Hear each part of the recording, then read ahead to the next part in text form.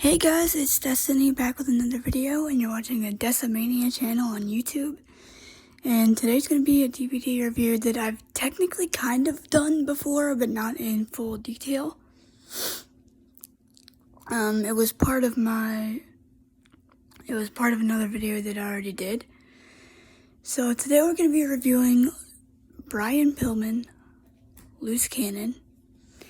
I did this as part of my Brian Pillman tribute video that I did a couple years ago on the 25th anniversary of his death.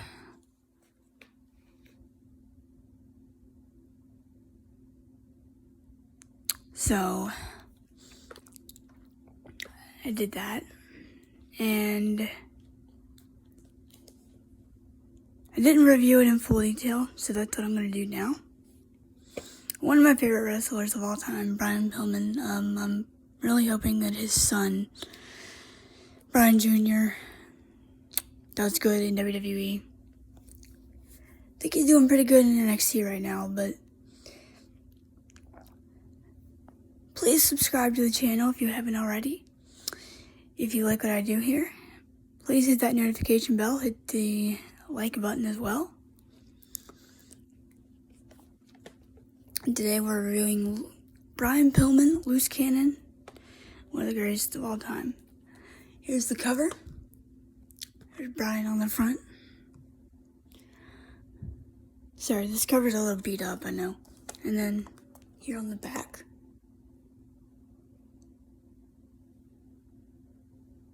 I have no idea how to work the camera, guys. I'm so sorry. I suck.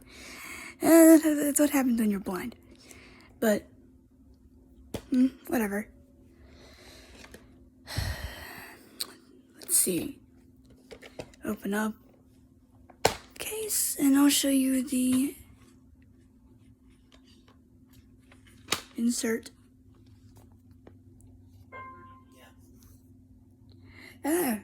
Camera's like freaking sun's hitting off of it and is like glaring right in my face. But I'm not gonna show you the discs because I don't really think there's any point. I can't really describe them to you. I think it has half of his face on it, but the documentary's about 90 minutes. About an hour and a half. Relatively short documentary. I had to watch it as a refresher last night.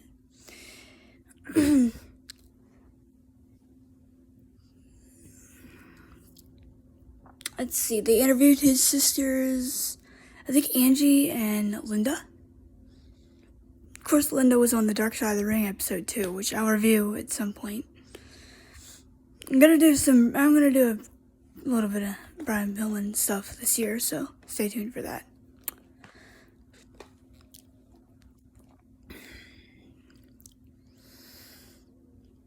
I believe his sisters were his only family that were present for this. I guess both of his parents are gone. I know his dad is. But I talk about his early life and how he had something called polypoma. Polyps are like these little things that grow. I don't know what they are exactly, but they keep your air from flowing. They cut off your air passage, and it can be very fatal to an infant like Brian was. So he had that, and they had to take him to the hospital. Actually, they also, in the Dark Side of the Ring episode, since they didn't mention this here, they had to take him to the doctor's house because his house was closer than the hospital. So they just opened up his throat, and they put the trachea in on his kitchen table. So, crazy story. I believe he had somewhere between 36 and 40 throat operations on his throat alone when he was a kid. I think he had to have more when he was an adult. It talks about him wanting to get into football. I guess, and backtrack here in a minute. I guess the guy that did the surgery, the doctor that did surgery, wrote a paper on him because they had never seen such volume of it and seen it like that severe in someone so young. So they wrote a paper on him, apparently. He was born in Cincinnati, Ohio on May 22nd, 1962. Died on October 5th, 1997. They talk about his football career. At first he wanted to play hockey, and he didn't get a good enough scholarship. They didn't offer that, so he decided to play football.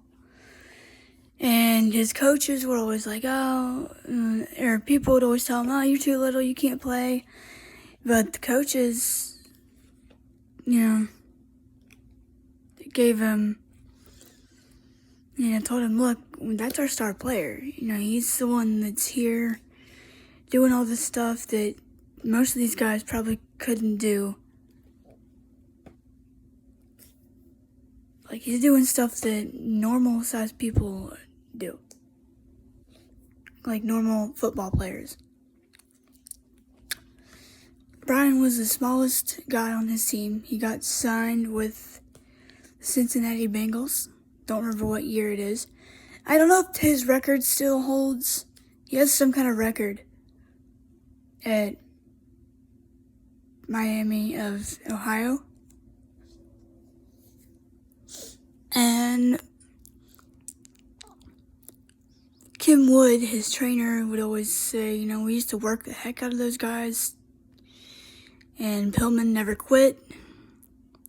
He always did what he was asked of him. Never, showed discouragement or anything. So he gets hurt. And he also goes and plays for the Buffalo Bills for a while. Then he gets cut with them. He gets hurt in the Canadian League in Canada. He gets hurt on their team. And a friend of his suggested, hey, why don't you try out pro wrestling? And he also, when he was in his football career, he had this award. He got this award called the Ed Block Courage Award. That's given to, I guess, the rookies not the rookies, but the most encouraging or inspiring player on the team, and Brian won it his rookie year.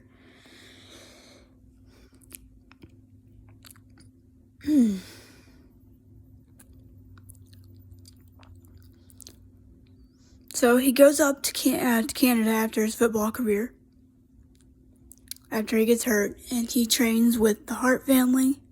Stu Hart trained him in the dungeon, in the famous Hart family dungeon. It's where Jericho and Benoit and all those guys were trained. He then starts competing in there. I'm not sure who his tag team partner is with Bad Company, but one of their matches is on here.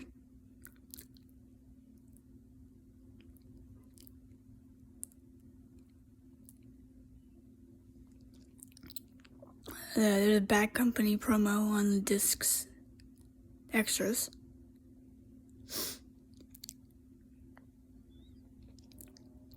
So and then he starts developing his style. He will call all the old wrestlers, Terry Funk, Ric Flair, Lou Thesz, Stu Hart, obviously. And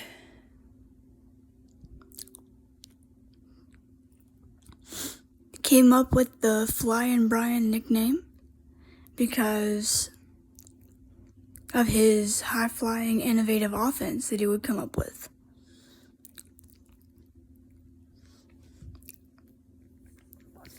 Some people that were interviewed for this, I will tell you right now, Chris Benoit was interviewed for this, but I don't think you'll find that on the Peacock version.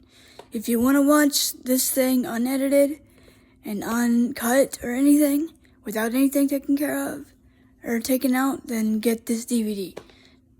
Because I don't think Benoit is on the Peacock version. I'm just saying, if you want to watch this in its original form, then get this DVD. I'm sure it's floating around out there somewhere.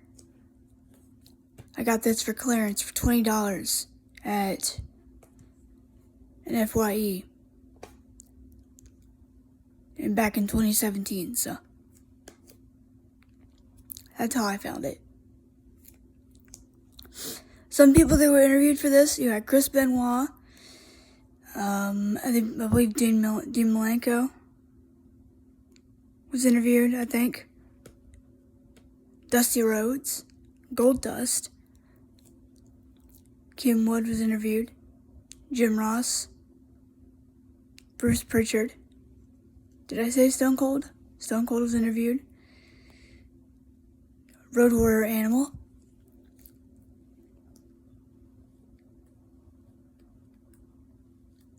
A lot of people actually were interviewed for this.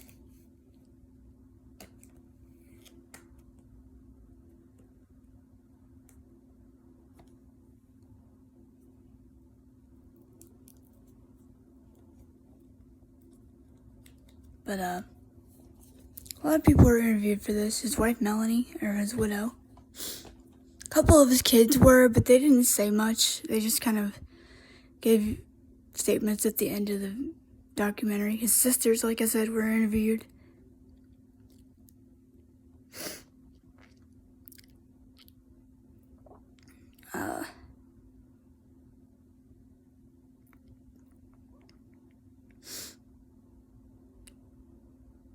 Just a lot of people interviewed for this. Anyway, they talk about his Flying Brian days. They talk about him winning the U.S. Tag Team titles with Tom Zink.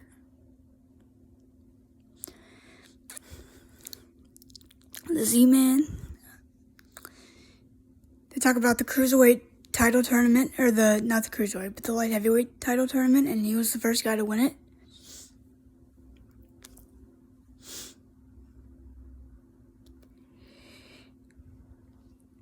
Talk about his match with Lex Luger in 1989 and Halloween Havoc.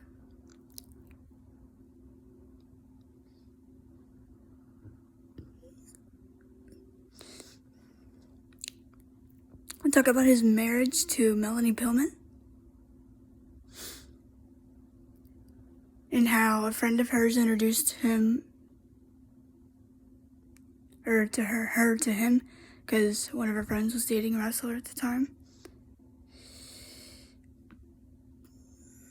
Melanie talks about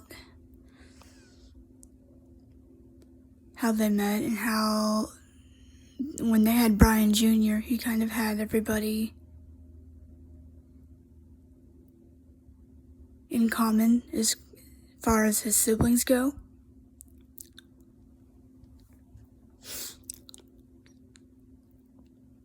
Because Melanie had 2 kids from a previous marriage, and Brian also had 2 kids from a marriage, but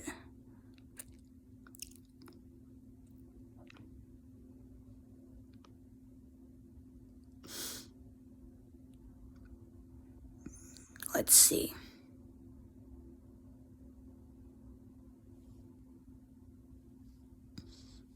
Wow. Quite a bit to get into. Steve Austin at first shows frustration when he is told by Dusty Rhodes, who was the booker at the time, that... Oh, Arn Anderson was also interviewed for this. Keep forgetting that. Teddy Long was, too. But he discusses frustration and says he did not want to team up with Brian Pillman at first, but then he started riding with him and they kind of grew to be good friends. Then when the tag team thing was over, they split them up because management changed, like it did in WCW always. Jim Ross was the one that brought him in. But just things that they would do with Hollywood Blondes, it was hilarious. Like, they would get these gold chains, matching trunks, matching vests, everything. And they took safety lights and cut out soles of their boots, and they put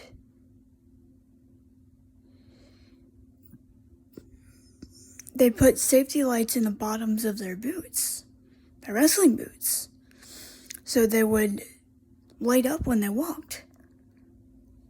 That was pretty cool. That's really cool. That sounds like something I would do.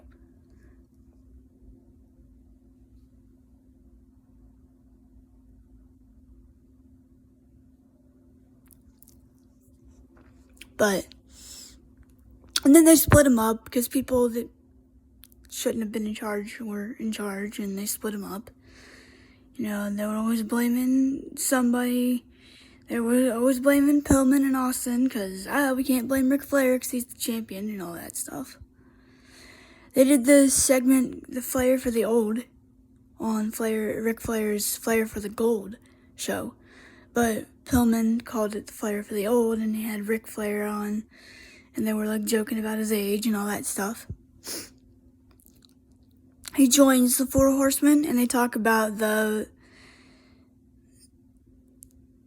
I Respect You, Booker Man segment. Eric Bischoff and Paul Heyman, they were also interviewed for this, and Joey Styles.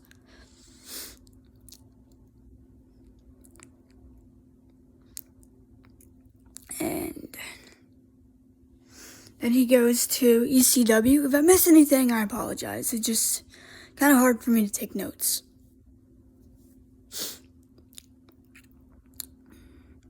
He goes to ECW. He basically tells Eric Bischoff, convinces Eric Bischoff to give him a release. A real release, like faxed over to him. Real papers. Sorry. Eric gives him real release papers, and he goes to ECW because he's going to plan on going to WWE so he can increase his value. And then his plan was always, I guess, to go back to WCW so Eric could pay him more. Like, according to Eric Bischoff, and I don't know how many people believe it. I don't really know what I believe, really. According to Eric Bischoff, he told Bryan, look, I can't pay you enough here. You've gone as far as you can go here. Go to ECW, and then go to WWE, and increase your value so I can pay you more when you come back. And then the look, I don't know if it would have happened. NWO was hot at that time. I guess maybe if he had come back in like 1998 or something, but that would never happen. So he goes to ECW, cuts that awesome CyberSlam convention promo. If you don't know what I'm talking about, go look it up. It's freaking awesome. And he's about to have a match with Shane Douglas, and then he has his car wreck. Fell asleep at the wheel, I guess, coming home from a radio show or something. And little Brian's car seat, Brian Jr.'s car seat, I guess, flew out into the street, and Brian didn't have the seatbelt on.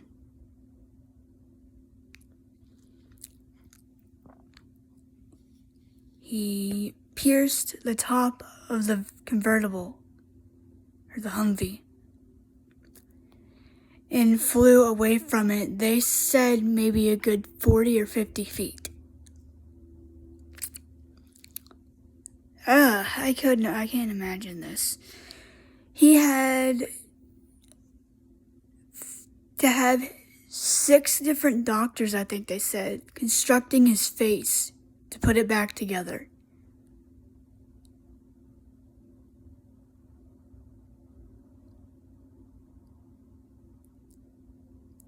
It was bad. His foot was turned around 180 degrees. They had to fuse it into a walking position because he refused to have it amputated. Melanie talks about, walking by his room and being like, she walked past it, and I guess Linda had to be like, no, that's his room. And Melanie said, that's not Brian. I don't know what you're talking about. That's not Brian. Because his face was so messed up that she couldn't tell it was him. He had the surgery, signed a contract with WWE, all that stuff. I'm just going over the main key points, basically. I'm not going over every little detail. But he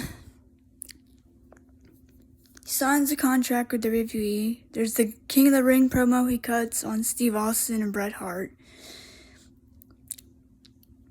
The gun incident, the Pillman's got a gun segment, which everybody loves that. It's classic. I believe that was the start of the Attitude Era right there.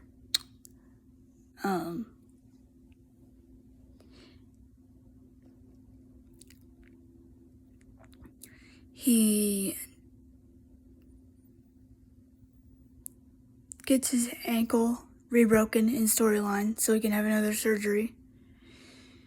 And they have him work with Steve Austin.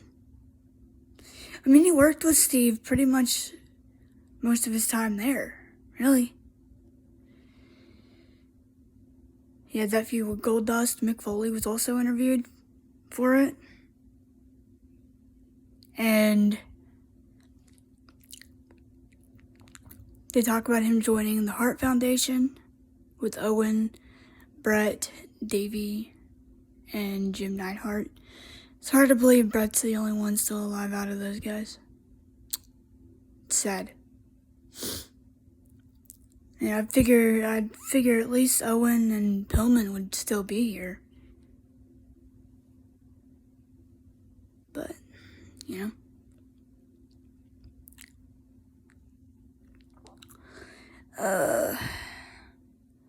talk about his feud with Goldust.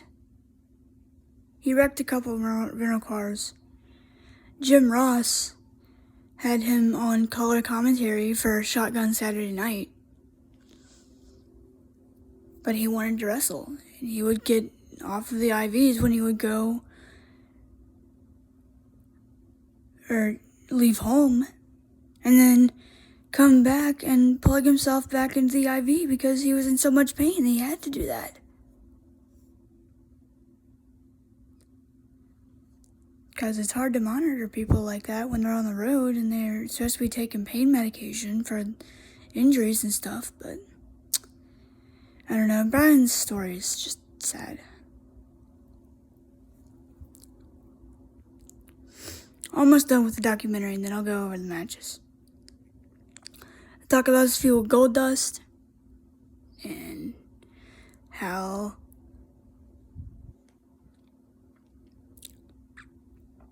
Terry Runnels, or Marlena, became Brian Pillman's assistant after losing after Goldust lost to him. But then they were going to do this segment. It was believed that it was going to be where Goldust would get her back, and then she would turn on him and go with Brian.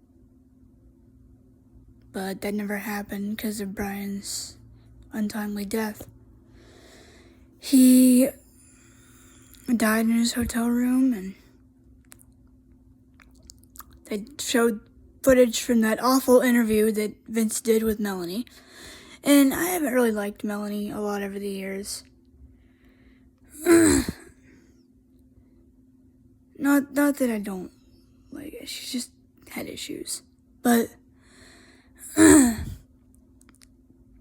they showed that interview, and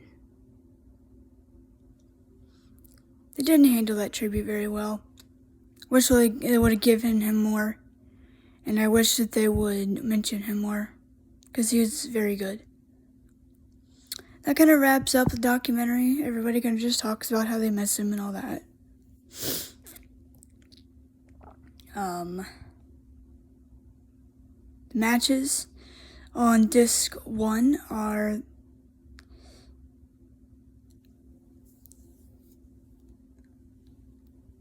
Bad Company versus the Midnight Cowboys, or whatever they're called.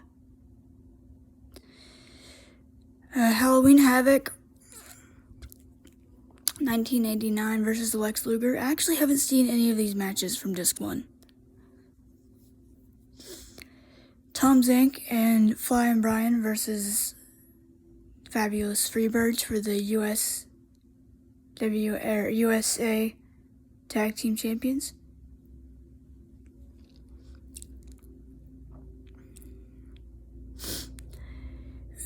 Disc 2, I suck with bonus features, so I haven't seen them all, but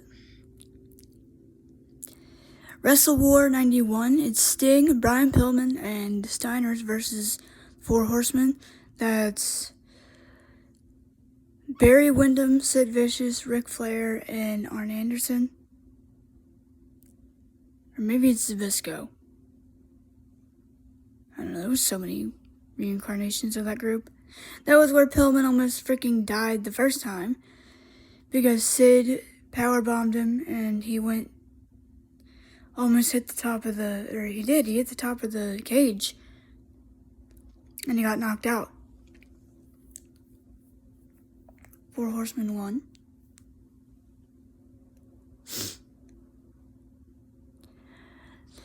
Light heavyweight title finals, I believe, between Richard Morton and Brian Pillman.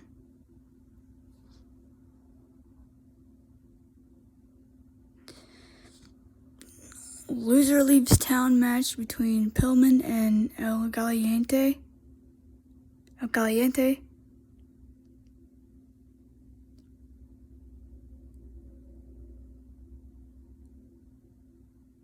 Whatever his name is, that Mexican. El Gigante, there we go. Versus Barry Windham and Arn Anderson.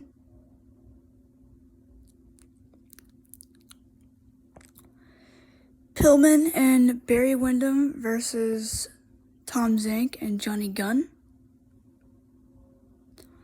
Hollywood Blondes versus Shane Douglas and Ricky Steamboat.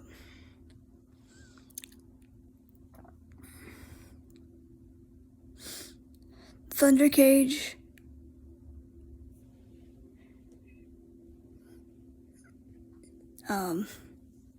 Brian Pillman, Brian Pillman, Sting, and Dustin Rhodes versus Paul Orndorff, Steve Austin, and Rick Rude.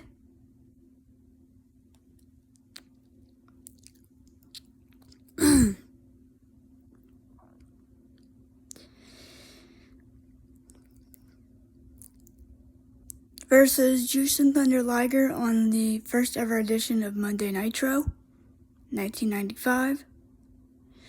Versus Dean Malenko. Versus Eddie Guerrero.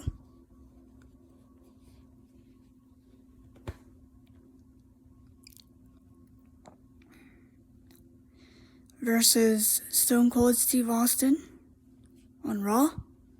That big 10-man tag team match on Raw, or at Canadian Stampede. It's Brian Pillman, Owen Hart.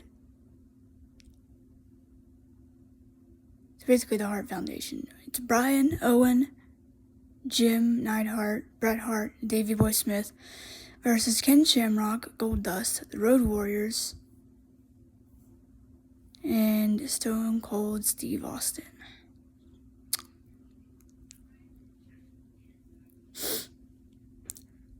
And then we have Goldust versus Brian Pillman at Ground Zero, 1997.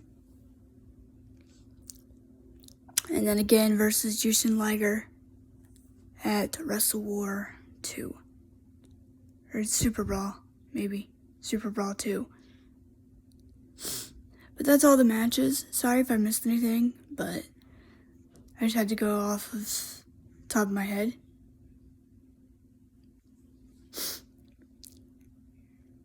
Good DVD. Very underrated. I recommend if you guys like the younger guys and you kind of want to know where that high flying stuff began, pick this DVD up. You'll see a lot of that on here. So,